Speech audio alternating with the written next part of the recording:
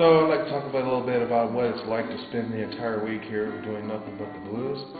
This week has gone by fast. I'll tell you what, it's really tremendous to be in an environment like this because there's so much that you can learn, and there's so many people willing to give and show you how to do things, and it's just really refreshing to be in a location where people aren't really paranoid about you stealing their licks or anything like that. I just got started playing the blues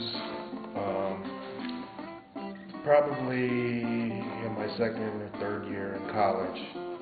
Up to that point, I had been playing in rock and roll bands. I played a little harmonica, I played electric guitar, and it got to the point to where I got tired of hauling all the equipment around and decided to play acoustic guitar.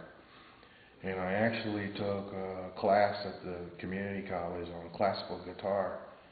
And it was in that class that one of my fellow students introduced me to some of the fingerstyle pickings of guys from the 20s and 30s.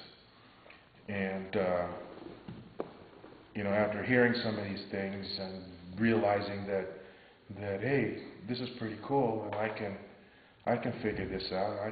I can do that stuff, with the alternating bass line and things like that, based on what I learned in the classical guitar class.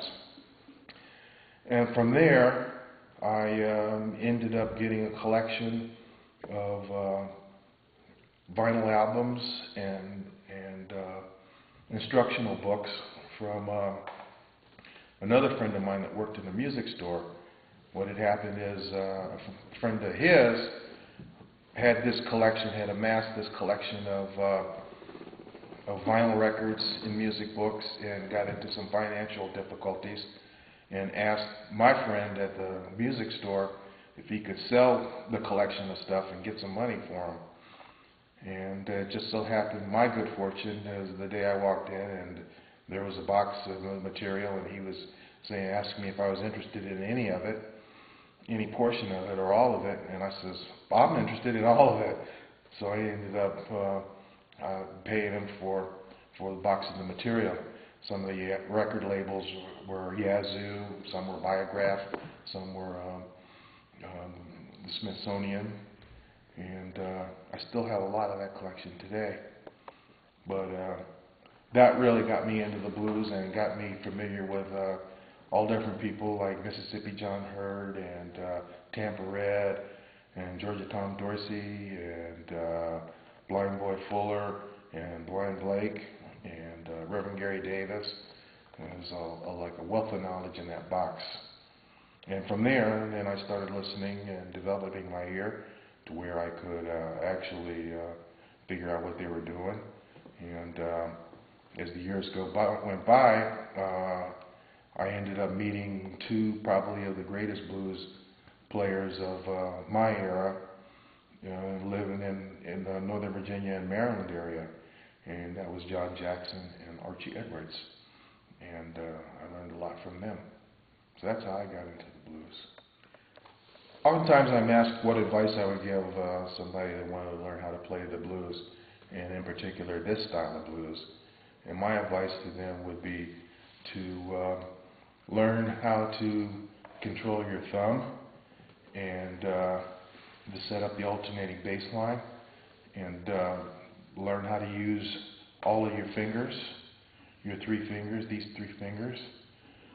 Some cats use two fingers like this, some cats use these fingers, but I say try to learn how to use all of these three fingers.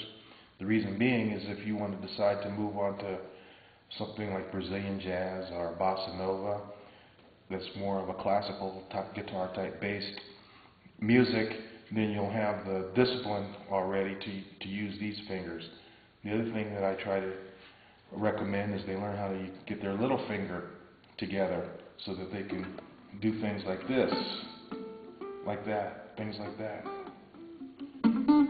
And then the rest of it is just practice, practice, practice.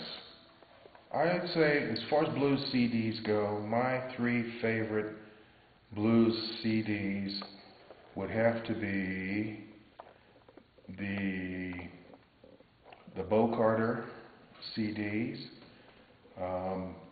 Mississippi John Hurt would be my second favorite, and my third favorite would be Blind Blake.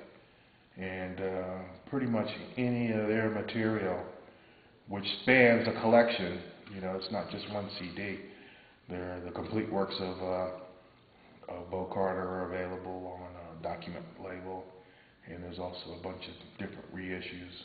But Yazoo had a collection of Bo Carter stuff that was really good, and Mississippi John Hurt was on like Vanguard Records, and there's 2 or 3 different CDs of his that I like, including a live CD, which is really good. And then Blind Blake has a complete set of his known recording materials, and all of it is pretty good. So those are my 3 favorite artists anyway, which span more than one particular CD.